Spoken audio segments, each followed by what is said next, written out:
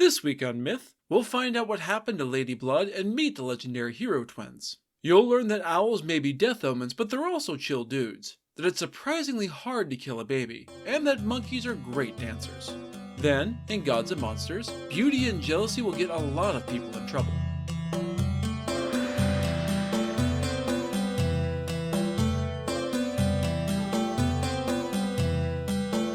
This is the Myths Your Teacher Hated podcast, where I tell the stories of cultures from around the world in all of their original, bloody, uncensored glory. Modern tellings of these stories have become dry and dusty, but I'll be trying to breathe new life into them. This is episode 151b, The Wonder Twins.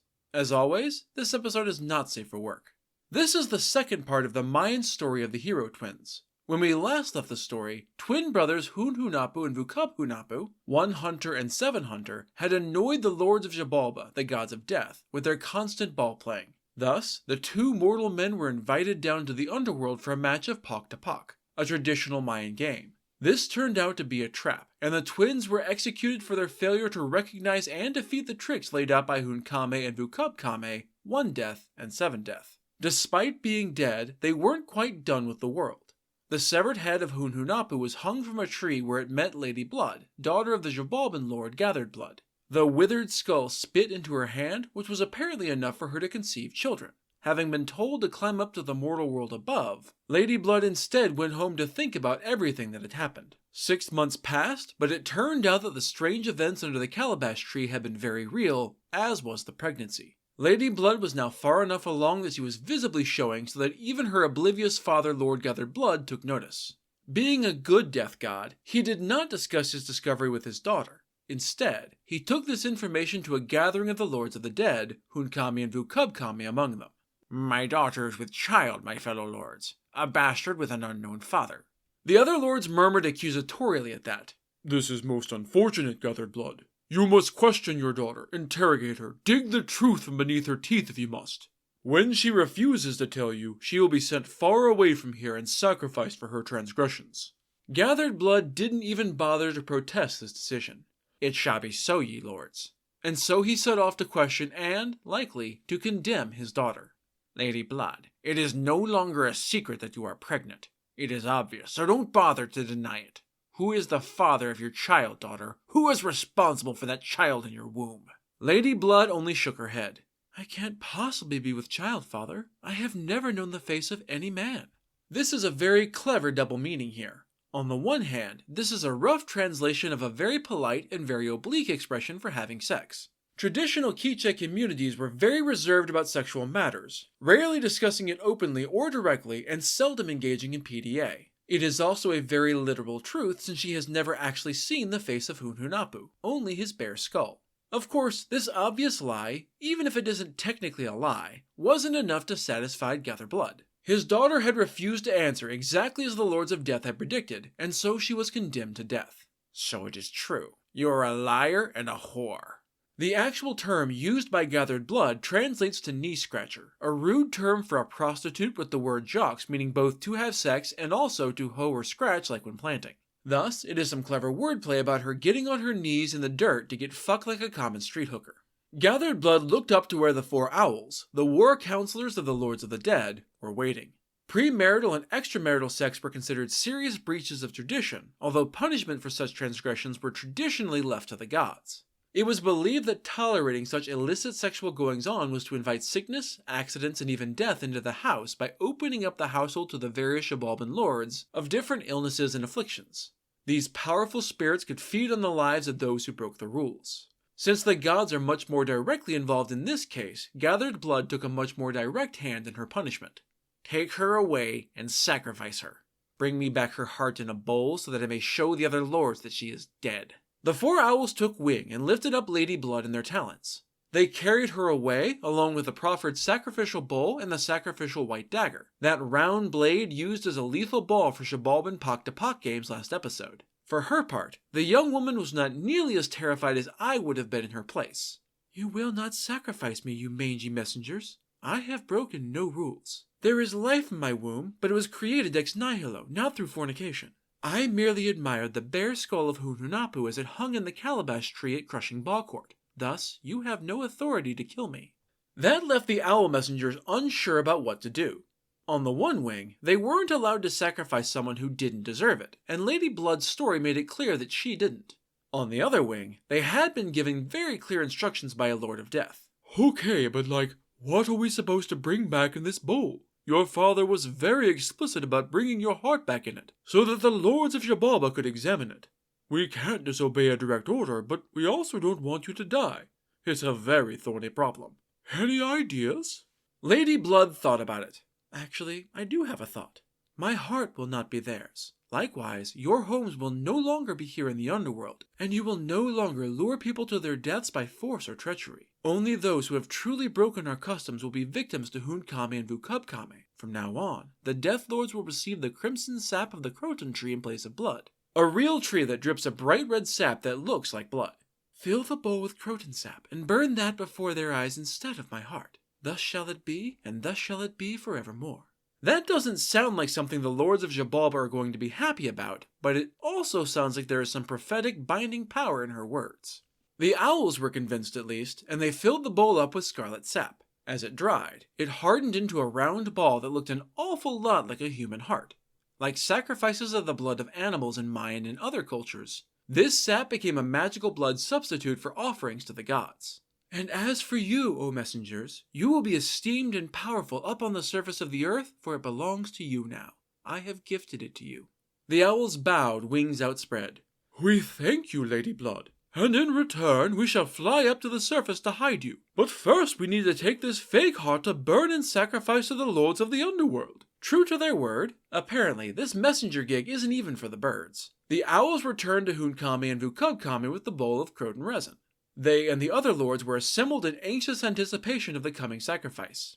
Is that it? Were you successful at getting Lady Blood's heart? It went off without a hitch, my lords. See here? Surely that must be her heart, right? Excellent. Hand it over. Taking the bowl, he plucked the bloody heart out with his fingers, letting the blood drip down his hands and into the bowl. Revive the fire into a blaze so that we may burn this offering properly. They roasted this ball of dried sap over the fire, savoring its fine fragrance and utterly unable to identify that it was not, in fact, blood. While the Lords of Jabalba were thus distracted, Lady Blood fled to the mortal world above with the guidance of the owls and went to the house of the dead Hunhunapu. As I mentioned before, he already had two sons named Hunbats and Hunchoan, both meaning one howler monkey in different languages. You may also recall that their mother had died some time ago, so their grandmother's Mukane had stepped up to help raise the boys. With nowhere else to go, Lady Blood sought sanctuary beneath the roof of the man whose skull had gotten her pregnant with the children who were very nearly ready to be born. My gracious lady, I am your daughter-in-law. Well, that was certainly news. Mukane wasn't aware of either of her sons having a living bride, so who was this very pregnant woman on her doorstep? However, by tradition, a new bride had the right to move in with her mother-in-law temporarily to learn the customs of her new husband's family. Thus, Lady Blood is making a claim to guest right, while also implying that she had nowhere else to go since marriage traditionally severed any linkage to the bride's family. My daughter-in-law, huh? And where exactly did you come from? I haven't heard so much as a rumor of my boys in a long time, not since we received words that they died in Jabalba. Only Hunhunapu's sons, Hunbats and Hunchoan are left as their legacy. I don't know who you think you are, but I suggest you go back the way you came. Lady Blood was not so easily discouraged. I know it sounds unbelievable, but it's true. The babies I care are Hunhunapu's. He and his brother yet live. They are not dead because their legacy still lives on in the children about to be born. You will see their faces looking up at you when that day comes, I swear it. So it sounds like she's lying here. The ball-playing twins are most certainly dead. But this is part of that legacy continuing after death through the children concept that we talked about last episode. Both she and the grandmother would have understood clearly what was meant by this exchange. Shmukane, who goes by the honorific grandmother throughout the story, was not moved in the slightest by this. Hunbats and Hunchoan were already her son's legacy. The light of their father was clear when they sang and played the flute, when they wrote or carved. The twins were a comfort to their grandmother, and so she had no place in her heart or her home for this upstart young hussy. I thought I told you to get the fuck out of here. I do not want you or that rubbish in your womb. You are not my daughter-in-law. You are a whore and a liar. My children are dead, and I have no interest in those bastards you carry. Lady Blood refused to go away. Grandmother, I promise you that these are his children. I will not leave until you acknowledge this fact. Shmukane sighed. All right, fine. Prove it. Your first task is to go and get food for everyone to eat.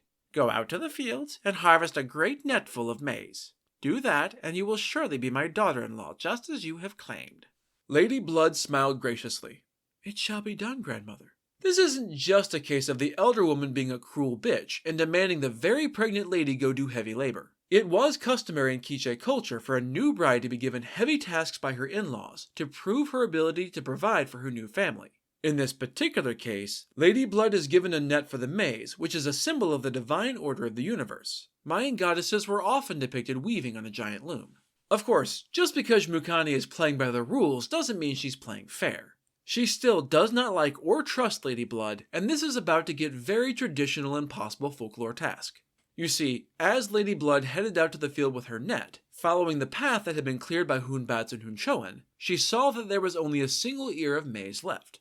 Apart from that one lonely cob, the field was empty. Corn stalks grew as far as the eye could see, but none of them were growing anything. Her heart sank, realizing that she had been set up for failure. Well, what the hell do I do now? How am I supposed to fill this net with food to prove myself a worthy daughter-in-law? She thought about it for a little while, and then she had an idea. Lady Blood was no mere mortal, subject to the usual whims of the world. She was a lady of Jabalba, and she had a much more intimate working relationship with the deities of the land. Arise, great ones. Arise, Lady of the Day To, Lady of the Day Canil, Lady of the Day Cacao, and Lady of the Day Tzi, you who are the guardians of the food for Hunbatz and Hunchoan. These four are likely the personifications of three of the days of the traditional Highland Mayan calendar, Toj, Canil, and Tzi, and of the literal cacao bean. Each had a specific sphere of influence, Toj being payment of a debt or punishment, Canil being fruitfulness of the earth, and Tzi being sin and sexual impurity. Cacao, on the other hand, is the bean that chocolate is made from, exactly as you thought. It was such a highly prized crop that it was often used as a form of currency, and so in combination with the other invoked spirits, it is likely meant as a symbolic payment of the debt owed. Having made this invocation, Lady Blood went to the single ear of maize. Rather than plucking it, though, she tugged on the corn silk sprouting from the top in a wild spray. As she plucked individual strands of corn silk, and if you've ever shucked and cleaned fresh corn, you know just how much silk one ear has, each turned into its own ear of maize. In no time at all, her net was overflowing with ripe, golden maize. It was now quite heavy, which was not a good idea for a pregnant woman to carry, so she enlisted the help of the animals to bear her burden for her. As they neared the house, however, they returned the heavy sack and its coke, a wooden frame used for carrying heavy loads, so that Lady Blood could carry it the final few steps herself. That way, Grandmother wouldn't know that she'd bent the rules a little. Of course, Grandmother knew good and well that the field she'd sent her so-called daughter-in-law to didn't have anywhere near that much maize left in it. Where the fuck did you get all that? Did you steal it? You know that I'll go check our field and see if you've harvested it from there if you're trying to trick me. And I'll know if you've taken all our food as well. And so she did.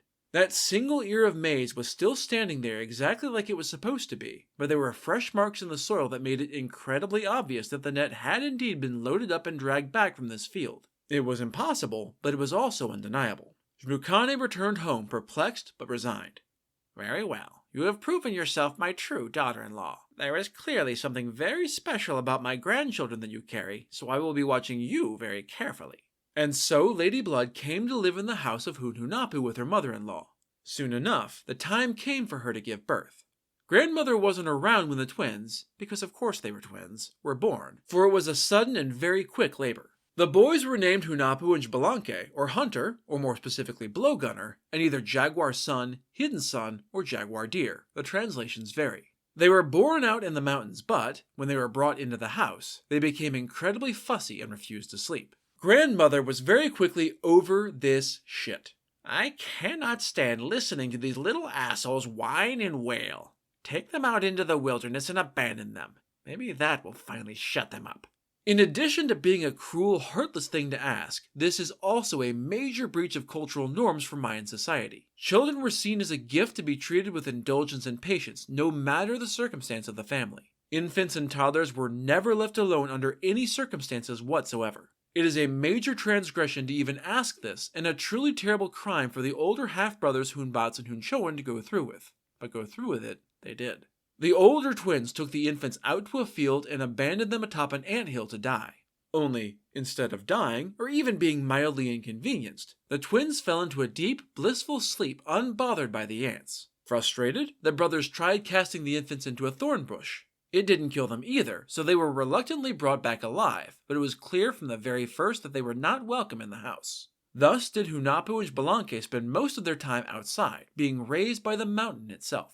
Hunbats and Hunchoan were raised by their grandmother to believe that they were the inheritors of their father's genius and destined to greatness. They were indeed very talented, becoming skilled flautists, singers, writers, and carvers, and being regarded as wise sages. The elder twins knew that they were supposed to be great their entire lives, long before the new infant twins arrived.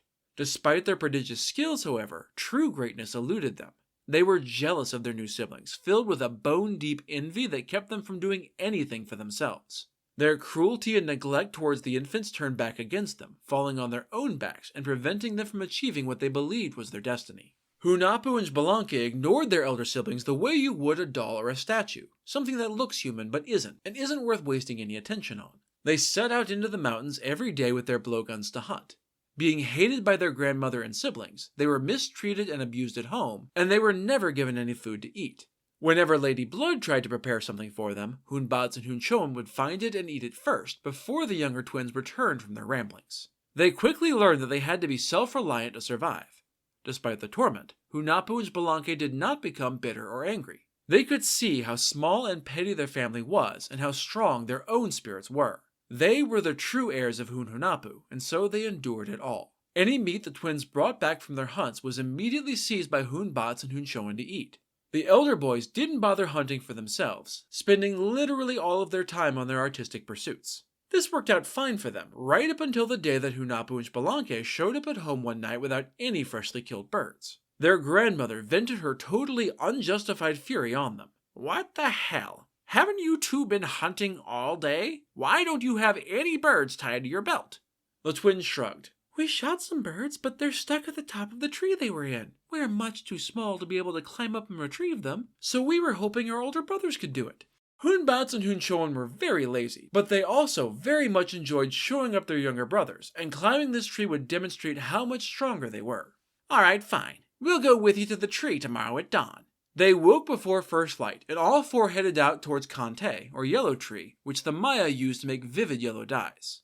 This tree was already full of birds singing their little birdie hearts out to greet the rising sun. Not once to miss an opportunity, Hunahpu and Xbalanque brought out their blowguns and proceeded to tag a lot more birds to bring home. The older twins marveled at the sheer number of small feathered creatures perched in this tree, and even more so that none of the ones shot by the younger twins fell to the earth beneath the tree. Kante was a very tall tree, and so it wasn't hard to imagine the birds getting stuck in branches as they fell, but still very unlikely. Hunbats and Hunchoan sauntered over to the tree and began to climb.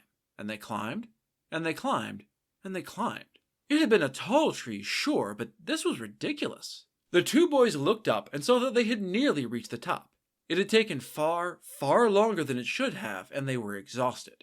Something very weird was going on, and so the two young men decided to abandon the meat and climb back down. Only, when they glanced towards the ground to begin their descent, they realized what had been happening. As they had been climbing, the tree had been growing. The ground was now hundreds of feet away. They were far too high to be able to safely climb back down, as tired as they were. "Okay, so this tree turned out to be a hell of a lot taller than it looked. I mean, we're both pretty brave and strong, but even we have to admit that it's pretty damn terrifying seeing the ground so very, very far below.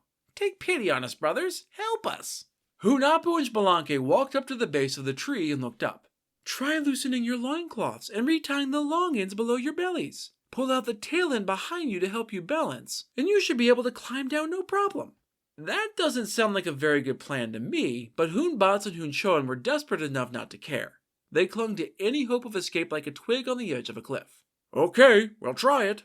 The two older brothers did as they had been instructed. As soon as they were tied off, the loincloths became furry and melted with their bodies, which grew small and hunched. In no time at all, the two humans were replaced with a pair of howler monkeys, which is why they are both named after the monkeys in the first place. Screaming and chattering at this shocking turn of events, the twin howler monkeys swung through the branches and into the mountains. I want to back up just a bit to something I skipped over in the story for dramatic effect. Let's be absolutely clear that this is no unexpected accident. This was a cleverly planned out booby trap by Hunahpu and Xbalanque.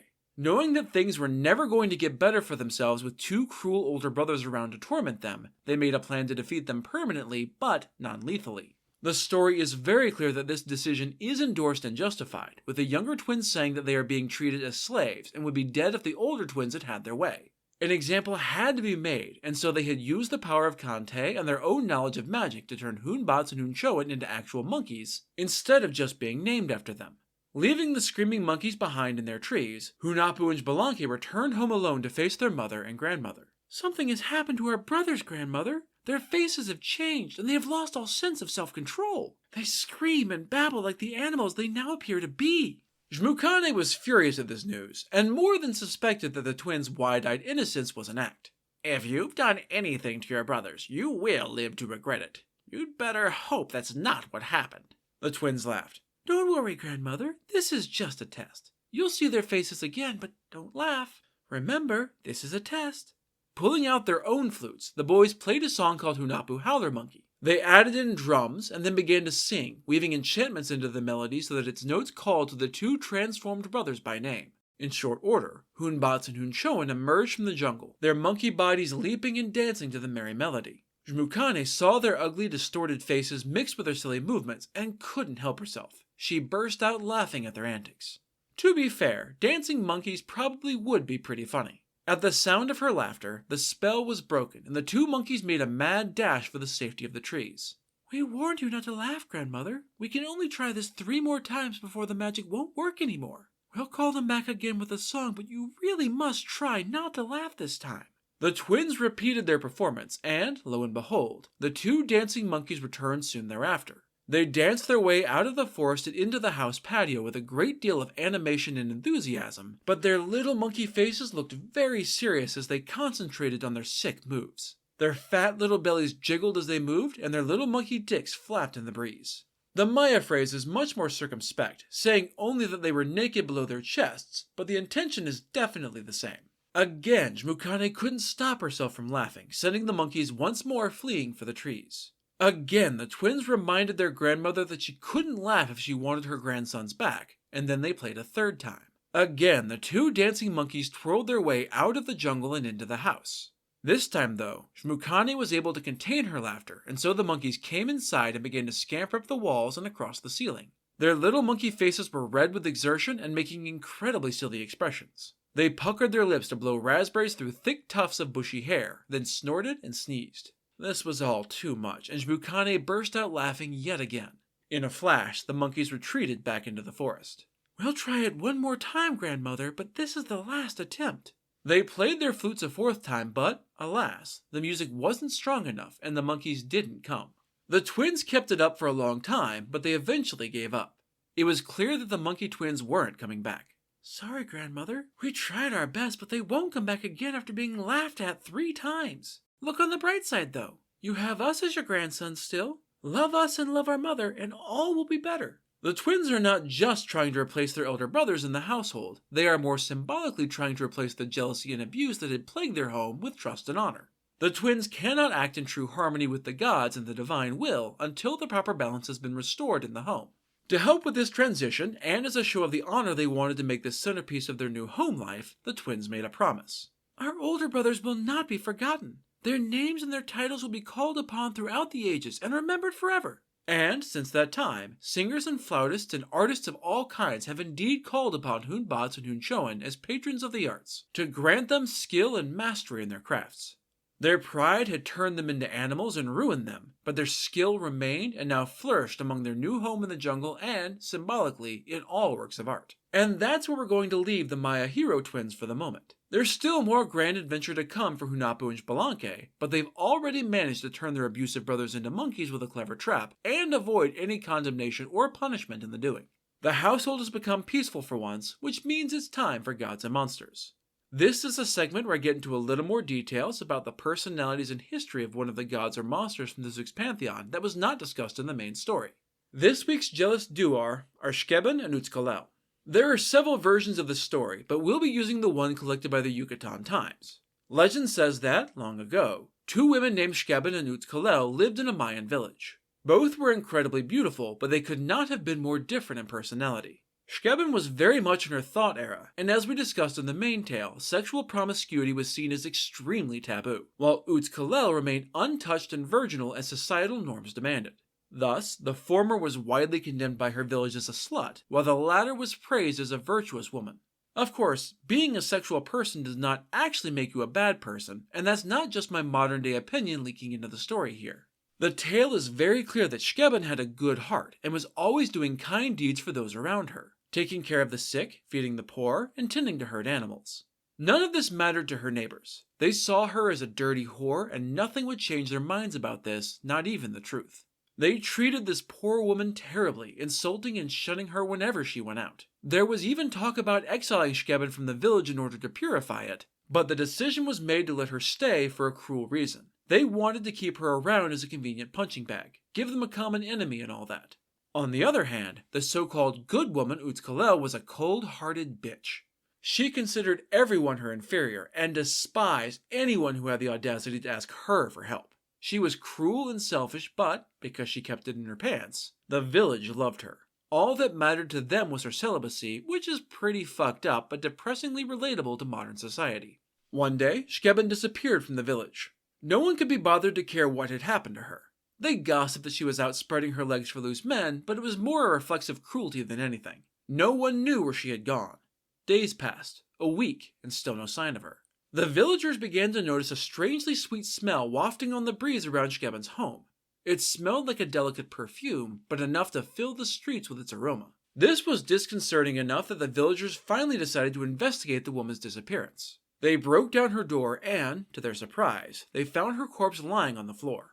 It lay in a bed of strange flowers, which was clearly the source of the smell, and was guarded by a ring of fiercely protective wild animals. The people may not have been able to see what a good soul Shkeben had been, but the local wildlife knew better. The town whispered about this strange sight, some of them beginning to wonder if maybe they had misjudged their now dead neighbor. Utz-Kalel heard these whispers and was furious. She hated that her rival was somehow becoming the talk of the town just because she was dead, so she decided to drag the corpse's reputation through even more mud. She claimed that the sweet smell and protective animals were a trick of cruel spirits from Xibalba to deceive them into accepting the dead slut. Given their respective reputations in town, most of the, quote, good and decent people accepted her lies.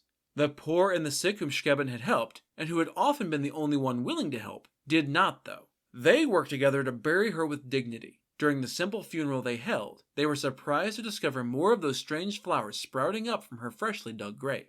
This all just made Utz-Kalel even more jealous of her dead rival, who was now not even around to torment anymore. She hated that everyone was talking about how delightfully sweet the flowers that grew on her grave were, and how delicately beautiful they were to behold. She began to grumble to anyone who would listen that, when she died, Utz-Kalel's body would create an even more beautiful flower that smelled 1,000 times better than the one in Shkeben's grave. If a filthy slut like her could do it, then a pure virtuous woman could do it better. Time passed, and, eventually, Utz-Kalel did indeed die, still as celibate and pure and cruel as she had ever been. The townspeople came to see her body, fully expecting her prophecy to come true.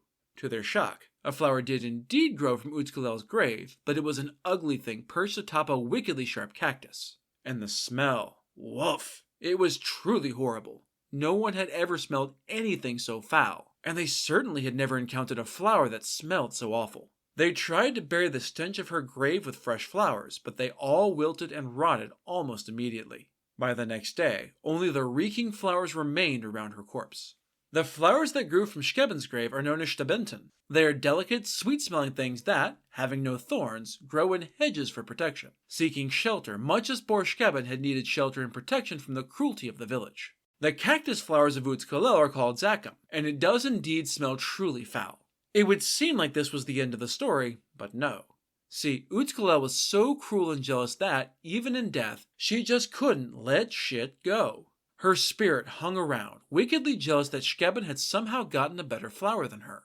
The only difference she could see between them was that she had been a virgin her whole life, while the little slut had known love and sex and sensual delights. Yeah, that's definitely the only difference. Surely it's not the rampant cruelty and inflated ego. Anyway, Utz-Kalel was determined to get a second chance to outdo her rival.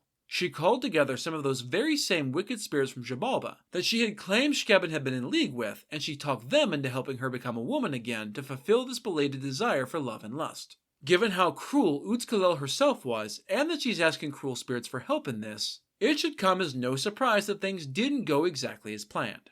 Her cold, wicked heart was filled only with jealousy and rage, so there was no place for love inside it. She did return to Earth as a beautiful woman in a long white dress with large black eyes.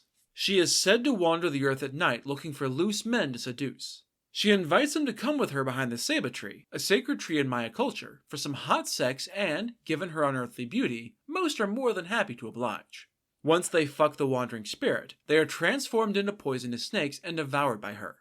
No longer is she Utzkalel, but Shtabe. The first part of her name comes from Ishtab, the goddess of suicide by hanging. She acted as a psychopomp, guiding the souls of the dead to the underworld, though it's important to note that suicide was considered an honorable death and Ishtab was seen as a benevolent goddess. In other versions, Shtabe can look like any gender she wants to seduce her chosen target. Sometimes, she lures victims deep into the forest to disorient them first. Other times, she kills them by throwing them over the edge of a cliff and then ripping out their hearts as their broken bodies lay dying. So if you're out late at night on the Yucatan Peninsula and a beautiful stranger offers to fuck you beneath a ceiba tree, think twice. That's it for this episode of Myths Your Teacher Hated. Keep up with new episodes on our Facebook page, on iTunes, on TuneIn, on Verbal, and on Spotify. Or you can follow us on Instagram as Myths Your Teacher Hated Pod, on Tumblr as Myths Your Teacher Hated, on Blue Sky as Myths Podcast, and on Mastodon as Myths Your Teacher Hated. You can also find news and episodes on our website at mythsyourteacherhated.com. If you have any questions, any gods or monsters you'd want to learn about, or any ideas for future stories that you'd like to hear, feel free to drop me a line. I'm trying to pull as much material from as many different cultures as possible, but there are all sorts of stories I've never heard, so suggestions are appreciated. The theme music is by Tiny Cheese Puff. Next time, we're continuing the epic tale of the Mayan hero twins. You'll see that magic tools make everything better, that mosquitoes have always been annoying, and that you shouldn't trust someone who admits they want to eat you. Then, in Gods and Monsters, it's the origin story of a very strange and very real pair of trees, one a poison and the other its antidote. That's all for now. Thanks for listening.